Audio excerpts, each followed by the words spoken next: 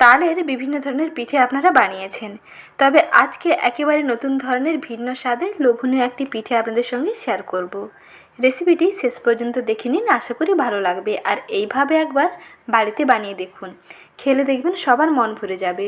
রেসিপিটি শেষ পর্যন্ত দেখে যদি ভালো লেগে থাকে তাহলে ভিডিওটিতে একটি লাইক করে দেওয়ার অনুরোধ থাকলো। তো আসুন দেখে নিন এর সহজ রেসিপি। প্রথমে দেখুন একটি মিক্সিং বোলের মধ্যে নিয়ে নিচ্ছি ময়দা, আর ময়দার মধ্যে দিয়ে দিচ্ছি অল্প একটু লবণ। প্রথমে লবণ দিয়ে ময়দাটাকে একটু ভালো করে মেখে নিচ্ছি। আমি এটি শুধু ময়দা দিয়ে বানাচ্ছি, আপনারা চাইলে এর মধ্যে কিন্তু অল্প সুজিও দিতে পারেন, তাতেও কিন্তু ভালো লাগবে। এখন এর মধ্যে দিয়ে দিতে হবে তালের জুস। আর তালের জুস বের করানোর সহজ 3টি সিক্রেট পদ্ধতি আমি আমার চ্যানেলে আগে থেকে দিয়ে রেখেছি, চাইলে ওখান থেকে একবার দেখে নিতে পারেন। একেবারে সহজ পদ্ধতিতে তালের মাড় বের করানোর সঙ্গে সংরক্ষণ পদ্ধতি সহ আমি চ্যানেলে আপলোড করে দিয়েছি, ওখান থেকে একটু দেখে নেবেন। আর এখানে দেখুন তালের জুস দিয়ে ময়দাটাকে ভালো করে মেখে নিতে হবে।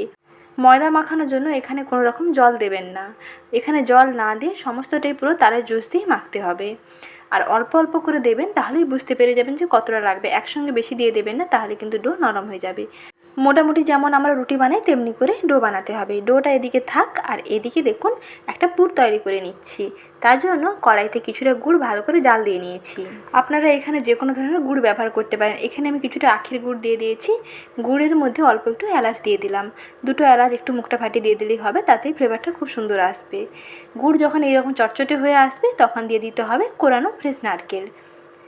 নারকেল কোড়াটা দিয়ে এইভাবে পুরটা তৈরি করে নিতে হবে। আমি যেইভাবে পিঠেটা বানাচ্ছি এইভাবে একবার বানিয়ে দেখতে পারেন। এই নাস্তা একবার খেলে মন ভরবে না, মনে হবে আরও একবার খাই। এইভাবে কিছুক্ষণ কড়াইতে নাড়তে থাকবেন, তারপরে দেখবেন গুড় সুন্দরভাবে পাক এসে চটচটে হয়ে এবং নারকেলগুলো দেখবেন খুব সুন্দরভাবে নরম হয়ে যাবে। এইভাবে একটু শুকনো শুকনো পুর তৈরি করতে হবে।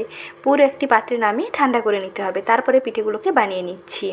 তার জন্য প্রথমে দেখুন সেই ডো থেকে কিছুটা অংশ নিয়ে এরকম পাতলা একটা রুটির মতন বানিয়ে নিতে হবে। একেবারে গোল শেপের একটি রুটি বানিয়ে নিচ্ছি। মোটামুটি বেশি পুরুও নয় আবার বেশি পাতলাও নয়, মোটামুটি যেমনি আমরা রুটি বানাই ঠিক তেমনি করে রুটিটা বানিয়ে নিতে হবে। আর তার জন্য অল্প একটু শুকনো আটা ছড়িয়ে রুটিটা বানাবেন, তাহলে কিন্তু ভালো হয়। এখানে তেল দেবেন না, তাহলে কিন্তু স্টিক করবে। এখন লাগবে এইরকম একটি স্টিলের গ্লাস, আর এইরকম স্টিলের গ্লাস আমাদের বাড়িতে কিন্তু খুবই অ্যাভেলেবেল। আপনারা যদি স্টিলের গ্লাস না থাকে তাহলে কিন্তু কুকিজ কাটার থাকলে কুকিজ কাটার দিয়েও কেটে নিতে পারেন, যেটা সুবিধা হয় সেটা দিয়েই বানিয়ে নিতে পারবেন। আর এইরকম স্টিলের গ্লাস দিয়ে বানালে এগুলো সমান মাপের হবে। এইরকম ছোটো ছোটো করে লুচিগুলো বানিয়ে নিতে হবে। একেবারে সমান মাপের বানাতে হলে এইরকম স্টিলের গ্লাস কিন্তু সবার বাড়িতেই থাকে, তাই দেখালাম স্টিলের গ্লাস দিয়েই বানিয়ে নেবেন। দেখুন একই মাপে সমস্ত লুচিগুলো বানিয়ে নিয়েছি। এখন পিঠেগুলোকে বানিয়ে নেব।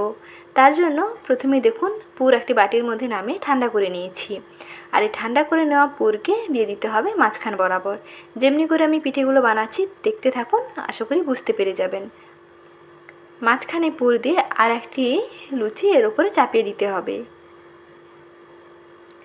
তারপরে সাইডগুলোকে এরকম চেপে দেবেন, দেখবেন খুব সুন্দরভাবে আটকে যাবে। যদি অসুবিধে মনে হয় আটকাচ্ছে না, তাহলে প্রথম লুচিটাই যেটাতে পুর দেওয়া আছে সেইটার সাইড বরাবর অল্প করে একটু জল লাগিয়ে দেবেন। অল্প একটু জল ব্রাশ করে নিলেই হবে, দেখবেন খুব সুন্দরভাবে আটকে যাবে। তারপরে লাগবে দেখুন এইরকম একটি চামচ। এইরকম চামচের পেছন দিয়ে খুব সহজে দেখুন ডিজাইনটা দিয়ে দেওয়া যাচ্ছে। একটি সাইড থেকে এরকম মুড়িয়ে নিতে হবে। ডিজাইনটা দেখতেও সুন্দর লাগবে আর খুবই ইউনিক। এইভাবে একবার পিঠেটা বানিয়ে দেখতে পারেন, আশা করি খুবই ভালো লাগবে। দেখুন দেখতে কতটা সুন্দর লাগছে। ঠিক একইভাবে আমি আরও একটি পিঠে বানিয়ে নিচ্ছি। এইভাবে আপনারাও বাড়িতে ট্রাই করুন, আশা করি খুবই ভালো লাগবে। আর আজকের এই সহজ রেসিপি এবং মজার রেসিপিটি কেমন লাগলো কমেন্ট সেকশনে জানাতে কিন্তু একেবারেই ভুলবেন না। তালের বিভিন্ন ধরনের পিঠে আপনারা বাড়িতে বানিয়ে থাকেন, তবে আমার মনে হয় এটা কিন্তু খুবই ইউনিক। তাই এই ইউনিক রেসিপিটি একবার হলেও আপনারা ট্রাই করে দেখুন, আশা করি খেতে খুবই মজার হবে। আর বানানোও দেখুন খুবই সহজ। এইভাবে একবার বাড়িতে বানিয়ে দেখুন আর সবাইকে তাক লাগিয়ে দিন। আর রেসিপিটি ভালো লেগে থাকলে একটি লাইক করে দেবেন। আপনাদের একটি লাইক আমাদেরকে অনেক মোটিভেট করে নতুন ভিডিও বানাতে। তাহলে আর দেরি না করে ঝটপট একটি লাইক করে দিন, আর সঙ্গে চ্যানেলটি সাবস্ক্রাইব করে নেওয়ার অনুরোধ থাকলো। দেখুন এক এক করে সমস্ত পিঠেগুলো বানিয়ে নিয়েছি, এগুলোকে এখন ভেজে নিতে হবে। আর তার জন্য কিছুটা তেল ভালো করে গরম করে নিচ্ছি। কড়াইতে তেল দিয়ে মোটামুটি একটু গরম করে নিতে হবে। তেল বেশি গরম হলে কিন্তু সঙ্গে সঙ্গে এগুলো একেবারে লুচির মতন ফুলকো হয়ে যাবে।